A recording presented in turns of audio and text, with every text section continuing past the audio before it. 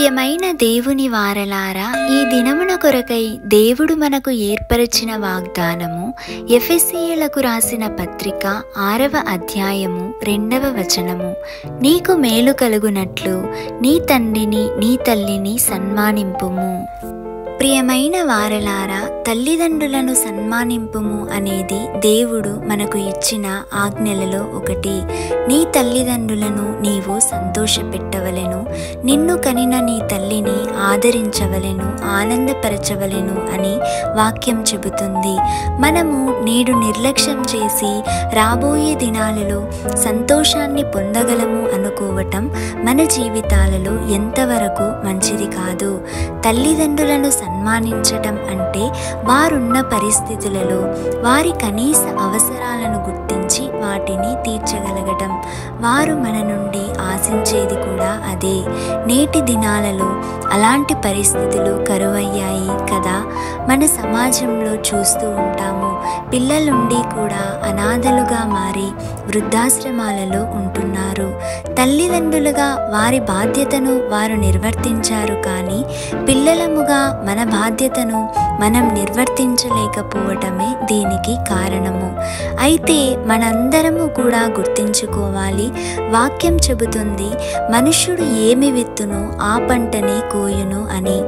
ఒకానొక దినము మనము ఆ స్థితిలోనికి చేరుకున్నప్పుడు మన పిల్లల చేత అలాంటి పరిస్థితులు అనుభవిస్తాము అని గ్రహించాలి. మన ప్రభువైన యేసుక్రీస్తు వారే కలువరి శిలువలో చిత్రహింసలు పడుతూ బాధను అనుభవిస్తూ కూడా ఆయన బాధ్యతను నెరవేర్చగలిగారు. తన తల్లిని గురించిన బాధ్యతను శిష్యునికి అప్పచెప్పారు. కాబట్టి వాక్యం చెబుతుంది, నీ తల్లిని నీ తండ్రిని సన్మానింపుము అని. తన తండ్రినైనను తల్లినైనను దూషించువాని దీపము కారు చీకటిలో ఆరిపోవును అని. కాబట్టి ఈ ఉదయకాల సమయంలో ఈ రీతిగా దేవుడు మనల్ని హెచ్చరిస్తున్నారు.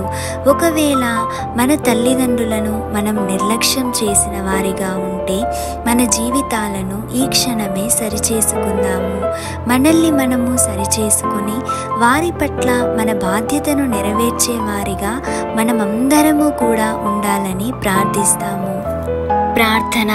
పరిశుద్ధుడవైన దేవా, కృపగలిగిన తండ్రి, మీ పాదములకు లెక్కలేని స్తోత్రములు చెల్లిస్తున్నాం ప్రభువా. ఈ ఉదయకాల సమయంలో తండ్రి ఈ రీతిగా మా అందరినీ హెచ్చరించినందుకు మీకు స్తోత్రములు ప్రభువా. అవును తండ్రి, తల్లిదండ్రులను అలక్ష్యము చేసే స్థితిలో మేమున్నట్లయితే మా అందరినీ కూడా క్షమించుమని వేడుకొంచున్నాం ప్రభువా. ఈ ఉదయకాల సమయంలో తండ్రి వృద్ధాప్యంలో ఉన్న తల్లిదండ్రుల కొరకు ప్రార్థిస్తున్నాము. వారందరికీ కూడా ప్రభువా ఆరోగ్యమును, సమాధానమును, సంతోషమును దయచేయండి. పిల్లలు లేని వారిని కూడా ప్రభువా మీరు తోడుగా ఉండి నడిపించండి. అదే రీతిగా యేసయ్య, తల్లిదండ్రులు లేని వారిని జ్ఞాపకము చేసుకోండి. ఆ కుటుంబంలో మీరే తల్లిగా మీరే తండ్రిగా ఉండి వారికి కావలసిన సమస్తమును దయచేయమని వేడుకొంచున్నాం ప్రభువా. అలాగే యేసయ్య, తల్లిదండ్రులు ఉండి కూడా ప్రభువా వారిని నిర్లక్ష్యం చేసే స్థితిలో ఉన్న వారిని జ్ఞాపకము చేసుకోండి. వారందరికీ కూడా మారు మనసు హృదయము దయచేసి వారి పట్ల కనికర స్వభావమును అనుగ్రహించండి. ఈ రీతిగా యేసయ్య, మా అందరి హృదయాలను కూడా సరిచేసి మాకు మేలు కలుగులాగున మీ మెండైన దీవెనలు, ఆశీర్వాదములు మాకు అనుగ్రహించమని నజరేయుడైన యేసు నామంలో అడిగి వేడుకొని పొంది ఉన్నాము తండ్రి. ఆమేన్.